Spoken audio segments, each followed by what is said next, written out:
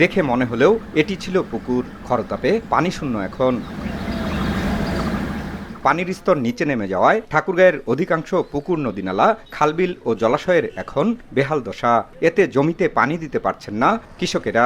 পাশাপাশি মাছ উৎপাদনও ব্যাহত হচ্ছে। এ অবস্থায় বাড়তি দামে সেচ পাম্প দিয়েও লাভ হচ্ছে না। প্রতিনিয়ত শ্যালো মেশিন দিয়ে পানি দিতেছি, তবুও পানি ধরে রাখা যাচ্ছে না। এইভাবে মাছ চাষ করলে তো কৃষক একদম লসে পড়ে যাচ্ছে। এখন লেয়ারটা একটু নিচে, এই জন্য বোর্ডিংটা বেশি করতে হয়। যেটা নিচা মাটি ওইটা হয়তো একদিন বা দুদিন চলে, কিন্তু আর এগুলো টাঙ্গা মাটিগুলো যেগুলো যে বালু মাটি, এগুলো আমাদের প্রতিদিনই পানি দিতে হয়, তাতে আমাদের খরচ অনেক বেশি।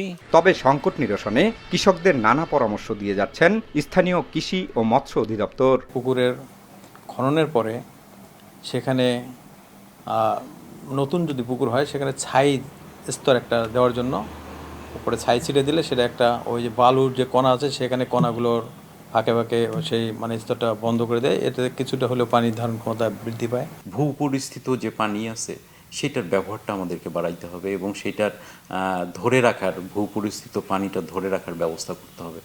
এই জন্য হচ্ছে যে আমাদের খালগুলো খনন করা যেতে পারে, আমাদের নদীগুলো খনন করা যেতে পারে।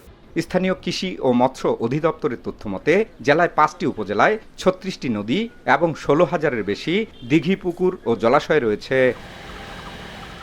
জিয়াউর রহমান বকুল, সময় সংবাদ, ঠাকুরগাঁও।